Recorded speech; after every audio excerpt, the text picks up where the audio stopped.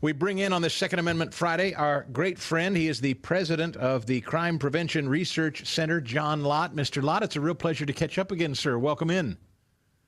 Oh, it's great to talk to you again, Chris. Thanks for having me on.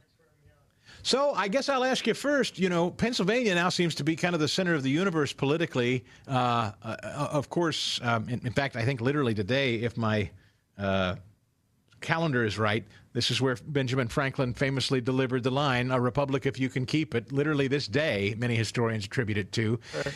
Looks like Josh Shapiro is going to be the pick. This is also the state where Donald Trump nearly lost his life. There's a lot of energy going around in Pennsylvania. And by the way, this is a gun story as much as it is anything else. So just wanted your thoughts on it. Right. Well, I mean, I think if Kamala Harris wins, she'll be the most anti-gun president that we've had, which is saying quite a bit given that Biden has been the most anti-gun president up to this point. But she ran in the 2020 presidential race to his left on a range of issues, from confiscating guns to being able to go and use executive orders to be able to go and do that. I don't think Shapiro's as VP is going to in any way ameliorate her positions on that or the types of things that she's going to do.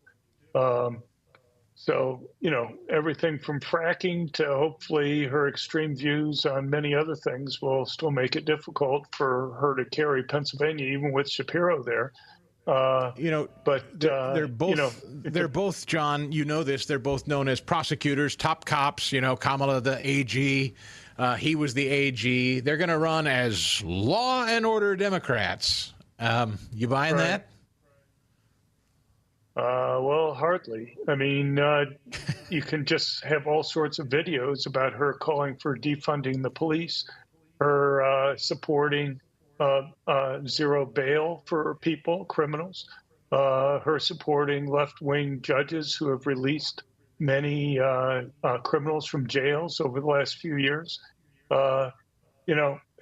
It's her trying to raise bail to get BLM demonstrators, rioters out of prison, no matter what offenses that they had created or what damage that they had done or harm that they had done.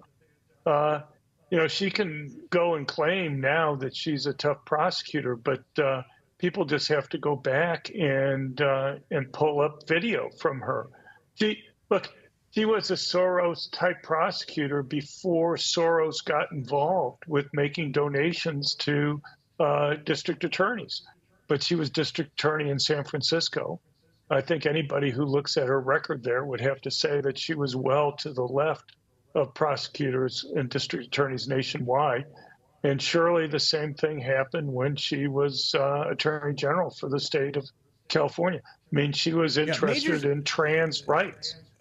And things like that. Major cities, John Lott, major cities like Philadelphia, like San Francisco, like Los Angeles, they're awash in crime and filth and depravity.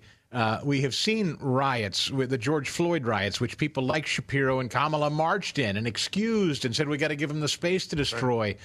I mean, these people are anything but tough on crime. And, what's interesting is I keep hearing people like Pete Buttigieg and others saying, hey, crime's actually down. They're going to go out there and say crime's actually down. It was worse and higher under Trump. Gun crime is down now. Right. So what of that? You study this for a living. Tell me. Right. Well, either they just don't understand the crime data or they don't mind lying on it. Look, there are two different measures that we have of crime. There's the FBI data counting the number of crimes reported to police.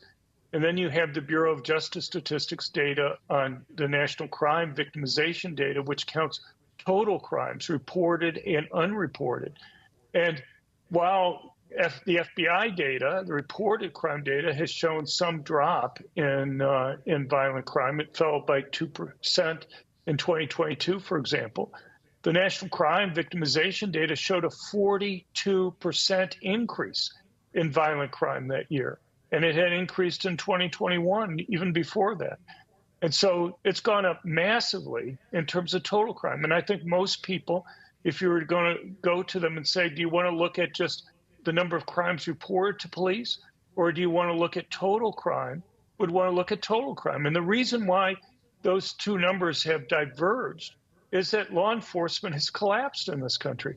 You look at cities over 1 million, like Philadelphia.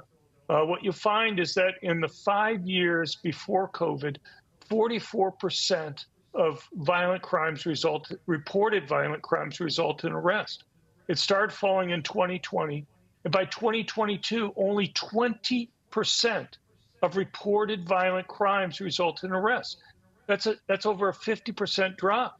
And if you look at total violent crimes, only 8% of those result in arrest, and only 1% of total property crimes result in arrest in those large cities.